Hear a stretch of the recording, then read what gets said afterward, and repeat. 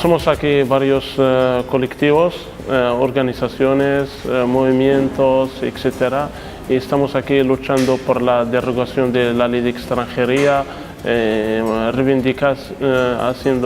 reivindicamos los derechos de los inmigrantes y de los refugiados. Hoy hemos hablado en la charla sobre los puntos lo que estamos aquí encerrados, las reivindicaciones, como el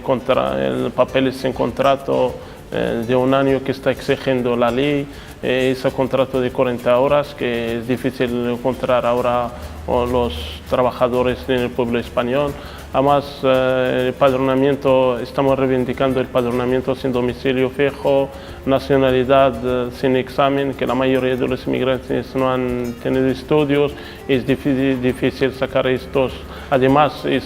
exámenes que son difíciles de sacarlos, de aprobar,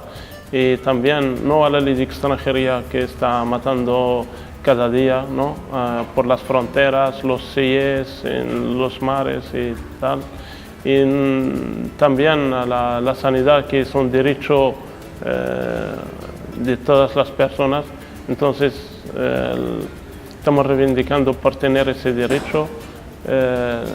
la igualdad, no a la violencia machista, y, bueno, aparte de muchos puntos, sobre todo el racismo institucional.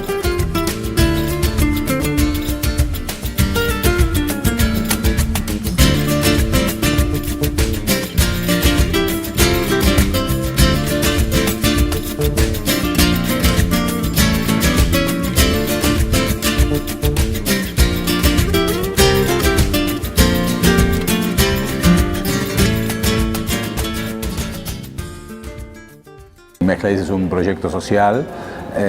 trabajamos para otorgar derechos utilizando las herramientas que tenemos a nuestro alcance, es decir, la formación, sobre todo para vecinas y vecinos que viven aquí sin derechos,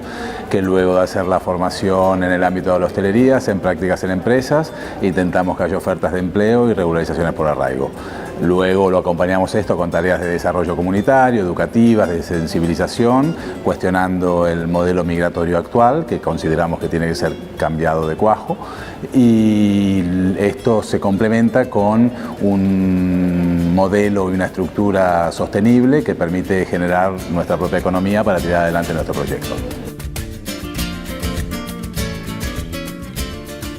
Durante la charla, donde fuimos invitados para hablar de Mezcladís, en realidad lo que hicimos fue aprovechar para hablar